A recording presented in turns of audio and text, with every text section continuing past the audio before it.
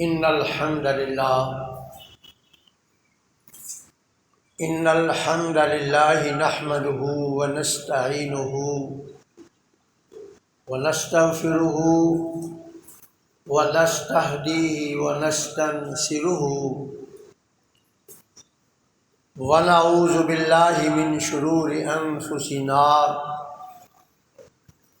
ومن سيئات أعمالنا من يهده الله فلا مضل له ومن يضلله فلا هادي له وأشهد أن لا إله إلا الله وحده لا شريك له وأشهد أن محمدا عبده ورسوله أما بعد فإن أحسن الحديث كتاب الله وخير الهدي هدي محمد وشر الأمور محدثاتها وكل محدثة بدعة وكل بدعة ضلالة وكل ضلالة في النار اللهم صل على محمد وعلى آل محمد كما صليت على إبراهيم وعلى آل إبراهيم إنك حميد مجيد اللهم بارك على محمد وعلى آل محمد كما باركت على إبراهيم وعلى آل إبراهيم إنك حميد مجيد أعوذ بالله من الشيطان الرجيم بسم الله الرحمن الرحيم يا أيها الذين آمنوا إن جاءكم فاسق بنبأ فتبينوا أن تصيبوا قوما بجهالة فتصبحوا على ما فعلتم نادمين واعلموا أن فيكم رسول الله لو يطيعكم في كثير من الأمر لعنتم ولكن الله حبب إليكم الإيمان وزينه في قلوبكم وكره إليكم الكفر والفسوق والعصيان أولئك هم الراشدون فضلا من الله ونعما والله عليم حكيم او كما قال رسول الله صلى الله عليه وسلم كفى بالمرء كذبا ان يحدث ما سمع به رب ذوالجلال نے فرمایا یا ایھا الذین آمنوا ان جاءکم فاسق بنبأ فتبینوا کہ اے ایمان والو اگر کوئی گناہ گار شخص جس کی دیانتداری سے تم واقف نہیں تمہارے پاس کوئی خبر لے کر آتا ہے کسی قسم کی بھی فتبین تو تم اس خبر کی تحقیق کر لیا دیکھ لیا کرو کہ یہ خبر صحیح ہے یا نہیں ان تصیبوا قوما بجہالۃ کہیں ایسا نہ ہو کہ ایک انجانا آدمی جس سے آپ آشنا نہیں جس کو آپ نہیں جانتے اس کی خبر آپ کے پاس پہنچی اور آپ نے رد عمل کے طور پر کسی پر حملہ کر دیا اور بعد میں تمہیں پتہ چلا کہ یہ تو ہم نے غلطی کی ہے، فَتُصْبِحُوا عَلَىٰ مَا فَعَلْتُمْ نَادِمِينَ، اور پھر تمہیں جو کچھ تم نے غلط کام کر لیا پھر اس پر تمہیں شرمندگی اٹھانا پڑے۔ وَاعْلَمُوا أَنَّ فِيكُمْ رَسُولَ اللَّهِ، خوب غور سے یہ بات جان لو، تمہیں اللہ کے رسول صلی اللہ علیہ وسلم ہے، لو یطیعکم فی کثیر من الامر، تمہارا فرض یہ ہے کہ تم نے رسول کی بات ماننی ہے، اور اگر تم یہ چاہو کہ رسول تمہاری بات مانے تو لعنتم، پھر تمہارا یہ نقصان ہوگا کہ تم مشکل میں پڑ جاؤ گے، تم پر مشقت ڈال دی جائے گی۔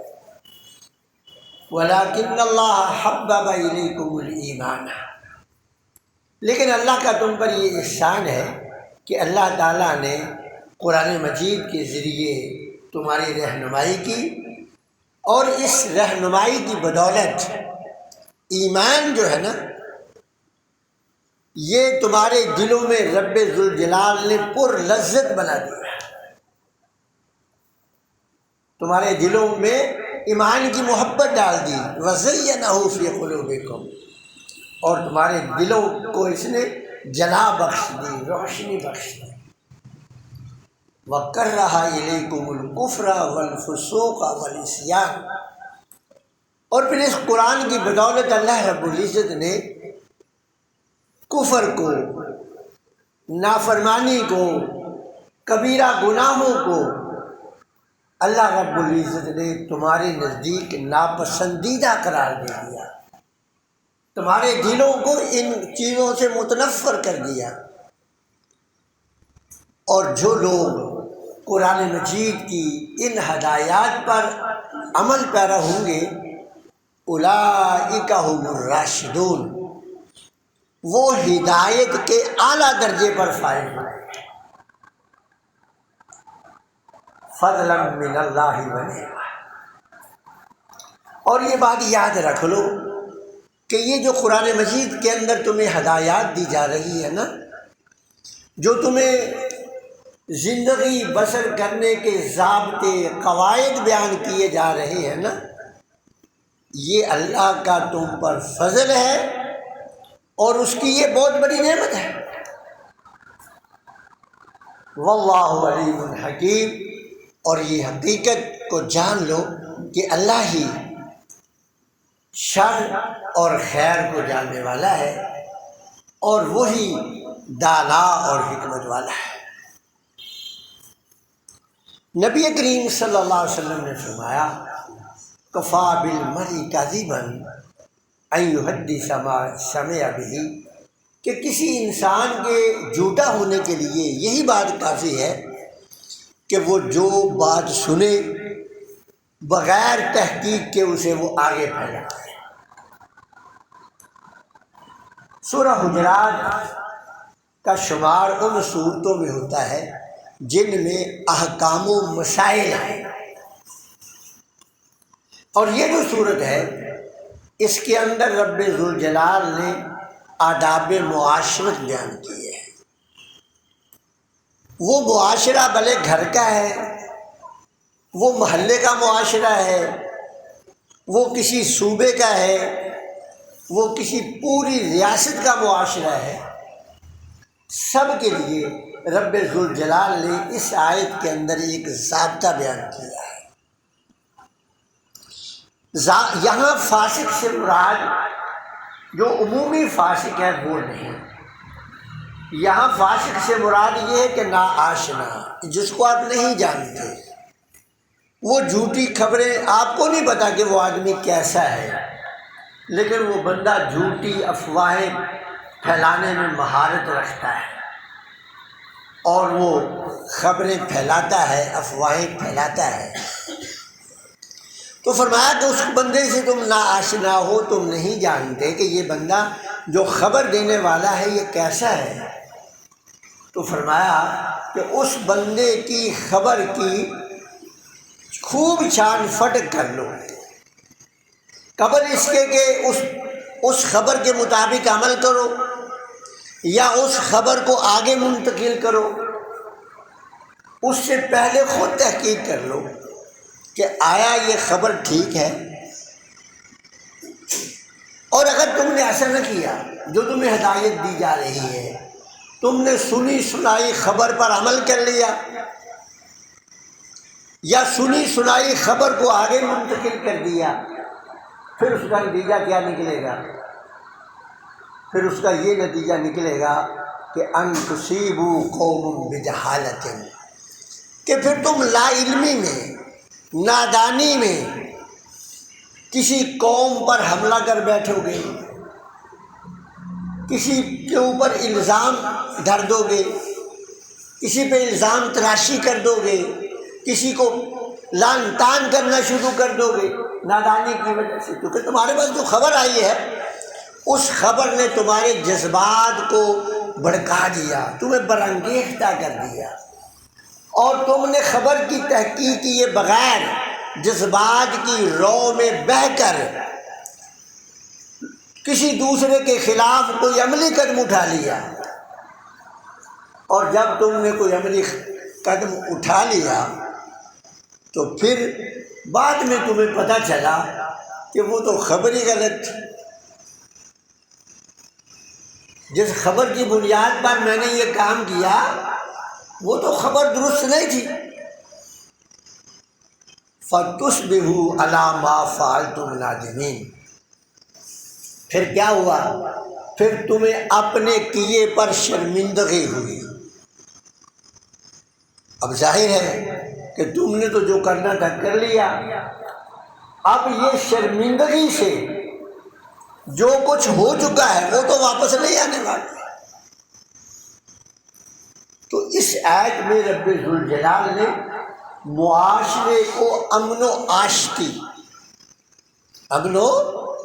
عاشقی سے ہمکنار کرنے کے لیے، ایک معاشرے کو پرامن رکھنے کے لیے یہ ضابطہ بتایا کہ سنی سنائی خبر پر عمل نہیں کرنا، پہلے اس کی تحقیق کر لینی ہے جس کو آپ نہیں جانتے۔ اور اگر تم نے ہمارے اس قاعدے کے مطابق، ہمارے اس ضابطے کے مطابق عمل نہ کیا، پھر تم ایسی حرکت کر بیٹھو گے جس کا انجام اچھا نہیں ہوگا، اور پھر تمہیں اس کے کیے پر پچھتانا پڑے گا۔ اب ذرا اس آیت پر غور کریں اور آگے چلتے ہیں۔ ہم یہ بات ذہن نشین کر رہے ہیں کہ قرآن مجید کی جو آیات ہیں یہ کوئی خاص واقعہ سے تعلق نہیں رکھتی، یہ بات سمجھ لیں۔ یہ جو قرآن مجید کی آیات ہیں یہ کوئی خاص واقعہ سے تعلق نہیں رکھتی، نہ کسی خاص علاقے سے اس کا تعلق ہے، یہ ہماگیر ہے، یہ ایک ضابطہ بتا دیا ہے، اور قیامت تک آنے والے جو واقعات جس آیت کی ہدایات سے تعلق رکھتے ہوں گے وہ سمجھ لے کہ وہ آیت اس کے بارے میں ہے۔ شاہ ولی اللہ رحمہ اللہ نے اسی عنوان پر ایک رسالہ لکھا ہے چھوٹا سا، الفوز الکبیر۔ اس کے اندر انہوں نے بتایا کہ صحابہ کرام رضوان اللہ علیہ مجمعین کی عادت مبارکہ تھی کہ جب کوئی واقعہ قرآن مجید کی کسی آیت کے ساتھ مطابقت رکھتا تو صحابہ کہہ دیتے نزل ہکذا، کہ بھئی یہ واقعہ اسی لیے، یہ آیت اسی لیے نازل ہوئی ہے، یہ آیت ہے اسی لیے نازل ہوئی ہے۔ تو اسی لیے قرآن مجید کی بعض آیتوں کے بارے میں 5 6 شان نزول ہے۔ ظاہر ہے کہ جتنے بھی واقعات اس آیت کے مطابق ہوتے چلے جائیں گے وہ ایسا لگے گا جیسے کہ یہ آیت اسی لیے نازل ہوئی ہے۔ اور مدینہ کے اندر اس وقت باقاعدہ ایک گروہ موجود تھا جو جھوٹی افواہیں پھیلاتا تھا، صرف مدینہ میں نہیں تھا بلکہ مدینہ کے باہر بھی تھا، اور یہ گروہ ہمیشہ سے رہا ہے، یہ بھی بات یاد رکھیں۔ یہ جو ہے نا جھوٹی افواہیں پھیلانے والا گروہ، یہ زمانہ قدیم سے چلا آ رہا ہے۔ دوسری جگہ پر قرآن مجید نے ان کی وضاحت اس طرح کی ہے کہ لَئِن لَّمْ يَنْتَهِ الْمُنَافِقُونَ وَالَّذِينَ فِي قُلُوبِهِم مَّرَضٌ وَالْمُرْجِفُونَ فِي الْمَدِينَةِ، کہ اگر منافق باز نہ آئے، وہ لوگ باز نہ آئے جن کے دلوں میں نفاق کا مرض پیدا ہو چکا ہے، والمرجفون، اور وہ لوگ اس حرکت سے باز نہ آئے جو جھوٹی افواہیں پھیلاتے ہیں۔ قرآن کے الفاظ پر آپ غور کریں کہ رب ذوالجلال نے جھوٹی افواہیں پھیلانے والوں کو منافقوں کے ساتھ بیان کیا ہے، اور وہاں بھی یہی کہا ان جاءکم فاسق، اسی نسبت سے کہا کہ جو جھوٹی افواہیں پھیلاتے ہیں یہ نفاق کی منافقوں کی صف میں عملی طور پہ شامل ہے۔ فرمایا لَئِن لَّمْ يَنْتَهِ الْمُنَافِقُونَ وَالَّذِينَ فِي قُلُوبِهِم مَّرَضٌ، اگر باز نہ آئے اپنی حرکت سے منافق، اور وہ لوگ باز نہ آئے جن کے دلوں میں نفاق کا مرض ہے، وَالْمُرْجِفُونَ فِي الْمَدِينَةِ، اور مدینہ منورہ کے اندر افواہیں پھیلانے والے باز نہ آئے، لَنُغْرِيَنَّكَ بِهِمْ، ہم آپ کو اجازت دیں گے کہ آپ ان پہ سختی کریں، آپ ان کو سخت سے سخت تر سزا دیں۔ ثُمَّ لَا يُجَاوِرُونَكَ فِيهَا إِلَّا قَلِيلًا، پھر یہ آپ کے شہر میں نہیں ٹھہر سکیں گے مگر بہت تھوڑی دیر کے لیے۔ یہ اللہ کے رسول کو مخاطب کر کے کہا جا رہا ہے، صحابہ اس کے مخاطب ہیں، فرمایا جا رہا کہا کہ اگر اب بھی یہ باز نہ آئے، یہ تنبیہ ہے منافقین کو، یہ تنبیہ ہے جھوٹی افواہیں پھیلانے والوں کو کہ بھئی اب آپ کے لیے آخری موقع ہے، اگر آپ باز نہ آئے تو لَنُغْرِيَنَّكَ بِهِمْ، تو اللہ فرما رہے ہیں اپنے رسول کو کہ میں آپ کو اجازت دے دوں گا، آپ کو اس بات کی اجازت دے دوں گا کہ آپ ان کو سخت سے سخت تر سزا دیں۔ ثُمَّ لَا يُجَاوِرُونَكَ فِيهَا إِلَّا قَلِيلًا، پھر یہ آپ کے پاس نہیں ٹھہر پائیں گے، اسلامی ریاست میں ان کے لیے ٹھہرنے کی جگہ نہیں ہوگی جب آپ ان کو سخت سزائیں دیں گے۔ ہاں بہت تھوڑے وقت کے لیے ٹھہریں گے، پھر بھاگنا شروع کر دیں گے۔ ملعونین، اب ان آیات پر آپ غور کریں، ملعونین، ان پہ لعنت کی جائے گی، اینما ثقفوا اخذوا، آپ کو اجازت دی جائے گی کہ جہاں ملے وہیں ان کو گرفتار کر لو، وقتلوا تقتیلا، اور ان کو قتل کر دو۔ اب اس سے کیا پتہ چلا کہ اس قرآن مجید نے جھوٹی افواہیں پھیلانے والوں کی سزائے موت رکھی ہے۔ یہ میرے الفاظ نہیں، قرآن کے ہیں، سورۃ حجرات ہے، گھر میں جا کر کھول کر پڑھ لیجئے گا، کسی کا بھی ترجمہ، جو بندی کا، بریلوی کا، اہل حدیث کا، شیعہ کا، کسی کا بھی ترجمہ اٹھا لے گا، ہر ایک نے یہی ترجمہ کیا ہوگا جو میں ترجمہ اس کا کر رہا ہوں۔ ملعونین اینما ثقفوا اخذوا وقتلوا تقتیلا، فرمایا پھر جب آپ کو اجازت ملے گی، پھر آپ کو یہ اجازت ملے گی کہ ان کو جہاں دیکھو وہیں گرفتار کر لو، اور گرفتار کرنے کے بعد پھر ان کو سزائے موت دو۔ آگے اللہ کیا فرما رہے ہیں؟ سنت اللہ فی الذین خلو من قبل، اللہ فرماتے ہیں کہ اسلامی معاشرے کو پرامن رکھنے کے لیے میرا یہی طریقہ پہلے انبیاء میں بھی رہا ہے۔ سنت اللہ فی الذین خلو من قبل، یہ میرا طریقہ پہلے سے چلا آ رہا ہے۔ وَلَن تَجِدَ لِسُنَّتِ اللَّهِ تَبْدِيلًا، اور میرے اس طریقے میں آپ کسی قسم کی کوئی تبدیلی نہیں۔ اب آپ قرآن مجید کی ان آیات کو ذرا سامنے رکھیں، اور پھر 9 مئی کا واقعہ اپنے سامنے رکھیں، قرآن مجید کی ان آیات کو اپنے سامنے رکھیں، اور پھر 9 مئی کا واقعہ سامنے رکھیں۔ اس کے مرکزی کردار کون ہے کون نہیں، آیا ان کی نشاندہی ہو سکے گی یا نہیں ہو سکے گی، مجھے اس سے کوئی سروکار نہیں۔ میں تو صرف آپ کو یہ بتانا چاہتا ہوں کہ قرآن نے کہا کہ افواہیں پھیلانا بڑا جرم ہے، اور افواہیں پھیلانے کے بڑے نقصانات ہیں، اس لیے ان کی سزا بڑی سخت ہے۔ آپ نے دیکھا، جیسے میں نے پہلے پھر وہی عرض کر رہا ہوں کہ مجھے اس سے کوئی سروکار نہیں کہ اس کا مرکزی کردار کون ہے کون نہیں، ان کا پتہ چلے گا نہیں پتہ چلے گا، یہ اپنی جگہ پر ایک الگ مسئلہ ہے، یہ جن کی ذمہ داری ہے یہ ان کا کام ہے۔ میں نے صرف یہ بتانا ہے آپ کو کہ دیکھیں قرآن کی یہ ہدایات پر عمل نہ کرنے کی وجہ سے کیا ہوا۔ آپ نے دیکھا اس دن سوشل میڈیا اور آپ کا الیکٹرانک میڈیا، فلاں شہر میں اتنے لاکھوں کا جلوس نکلا، اتنے لوگ نکل پڑے، شیلب ہوئی، گولیاں چلا دی گئی، اتنے بندے مر گئے، یہ ہو گیا وہ ہو گیا۔ نتیجہ کیا نکلا؟ دیکھتے ہی دیکھتے جو ہے وہ پورا ملک جو ہے وہ میدان جنگ بن گیا۔ یہ قرآن مجید کی اس آیت پر نہ عمل کرنے کا نتیجہ یہ نکلا۔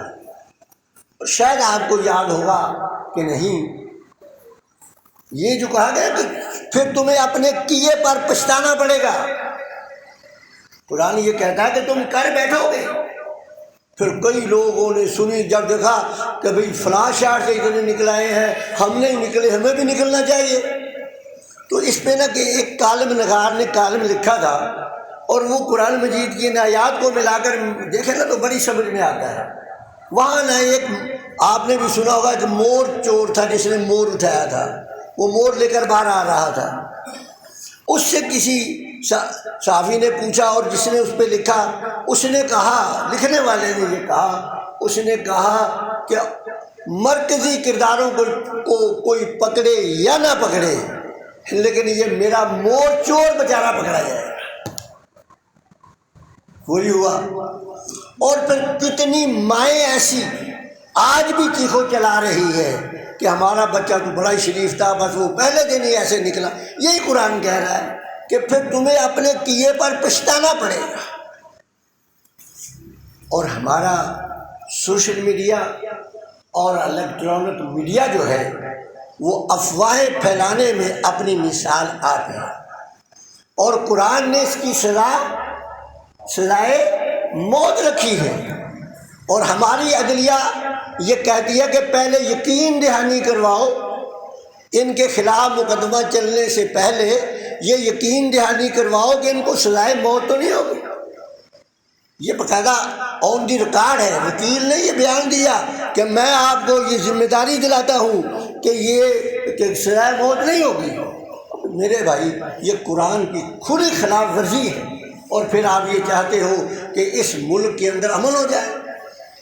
جب تک اس قرآن کے اوپر عمل نہیں کیا جائے گا امن نہیں ہوگا۔ اور اسی طرح بعض مذہبی باتیں بھی سوشل میڈیا پہ آ جاتی ہیں، اور پھر ہمارے بھائی اس کو دین سمجھ کر، عبادت سمجھ کر، دین کی خدمت سمجھ کر آگے پھیلا دیتے ہیں۔ ہمارے بھائی یہ ملک اعظم صاحب بیٹھے ہوئے ہیں، یہ گواہی دیں گے اس بات کی۔ انہوں نے نا ایک دفعہ کوئی سوشل میڈیا پہ خبر چلی، انہوں نے مجھے بھی بھیج دی۔ وہ خبر یہ تھی کہ ہم جو ہے نا وہ جو زیر تعمیر مساجد کو سریا، سیمنٹ، بجری اور یہ چیزیں دینا چاہتے ہیں۔ انہوں نے مجھے بھی بھیج دی، اور مجھے یہ پتا تھا، الحمدللہ اللہ کا یہ احسان ہے، کچھ اللہ نے بصیرت دی ہوئی ہے، مجھے یہ پتا تھا کہ یہ سریا سیمنٹ دینے کے لیے نہیں، بلکہ اس بہانے لوگوں سے پیسے بٹورنے کے لیے یہ کام، یہ خبر چلائی گئی ہے کہ تاکہ لوگ جو ہے وہ مخیر حضرات کہیں کہ بھی یہ تو بڑا کام کر رہے ہیں، لہٰذا ان کو پیسے دیے گئے۔ میں نے اٹھایا، ملک صاحب کو فون کر دیا، میں نے کہا ملک صاحب یہ جو آپ نے مجھے، یہ بیٹھے ہوئے ہیں پوچھ لینا بعد میں، ملک صاحب سے میں نے کہا ملک صاحب یہ جو آپ نے مجھے بھیجی ہے، آپ ان بندوں کو جانتے ہو؟ کہتے میں ان بندوں کو تو نہیں جانتا۔ تو میں نے کہا میرے بھائی اس خبر کو پھیلانے سے پہلے پوچھ تو لو۔ تھوڑی دیر کے بعد ملک صاحب نے مجھے فون کیا کہ یہ جو 12-13 فون نمبر دیے ہوئے ہیں نا، میں نے سب پہ رابطہ کیا اور سب کے سب بند ہیں۔ کیوں میرے سے ایسے ہی ہوئے؟ یعنی مذہبی طور پر بھی ایسا ہوتا ہے، لوگوں کا مال بٹورنے کے لیے یہ کام کیا جاتا ہے۔ اور قرآن کیا کہتا ہے؟ پہلے اور آخری بات، ٹائم بھی ہو گیا ہے لیکن وہ بات بتانا بھی آپ کو بڑی ضروری ہے۔ ایک نا مسجد زیر تعمیر تھی، وہاں کوئی ایک بندہ آیا، اس نے کہا بھی یار کیوں تم اعلان کرتے ہو، چھوڑو یہ لو 1 لاکھ روپیہ، یہ مسجد لگاؤ، جب ختم ہو جائے گا پھر دے دوں گا۔ اگلے جمعے پھر آ گیا، پھر 1 لاکھ روپیہ دے گیا۔ اس نے 3-4 جمعے 3-4 لاکھ روپے دیے۔ اب ظاہر ہے کہ ہم میں سے ہر بندہ تو مادہ پرست ہے، اور لوگوں کو باہر جانے کا بڑا شوق ہے، بھلے پیسے دے کر موت بھی ملتی ہو تو لے لیتے ہیں۔ ابھی کیا ہوا ہے؟ یہ ایسا ہی ہوا ہے نا، یہ ساری افواہوں کا نتیجہ میرے بھائی، قرآن سے دوری کا نتیجہ ہے۔ لوگوں کو سبز باغ دکھا کر، افواہیں پھیلا کر پیسے بھی دیے جاتے اور جان سے بھی۔ اب اس نے کہا، کسی نے پوچھا میرے جیسے نے کہ بھائی صاحب آپ کیا کام کرو گا؟ بندے باہر بھیجتا ہوں۔ کبھی بندہ تو بڑا نیک ہے، میں نے بھی دی، جو میں 1-2 لاکھ میں نے دیا، اس نے دیا، یا 4-5 لاکھ روپیہ اس نے مسجد میں لگایا تھا اور 2.5-3 کروڑ روپیہ اکٹھا کیا اور چلا گیا۔ آج وہ حاجی صاحب دوبارہ آتے ہیں۔ میرے بھائیوں، یہ قرآن مجید کی آیات آپ دیکھ لیں، ایسے نہیں لگ رہا جیسے یہ ہمارے معاشرے کے لیے نازل ہوئی۔ بس یہی بات ہے، اصل میں لوگوں نے اس کو کسی نے کسی واقعہ کی طرف منسوب کیا ہے، کسی نے کسی کی طرف۔ باقی انشاءاللہ جو ان واقعات کی تردید اگلے جمعے کروں گا جس کی اس آیت کی روشنی میں جو شان نزول بیان کیے گئے ہیں۔ انشاءاللہ اللہ عمل کی توفیق دے۔ وآخر دعوانا الحمدللہ رب العالمین۔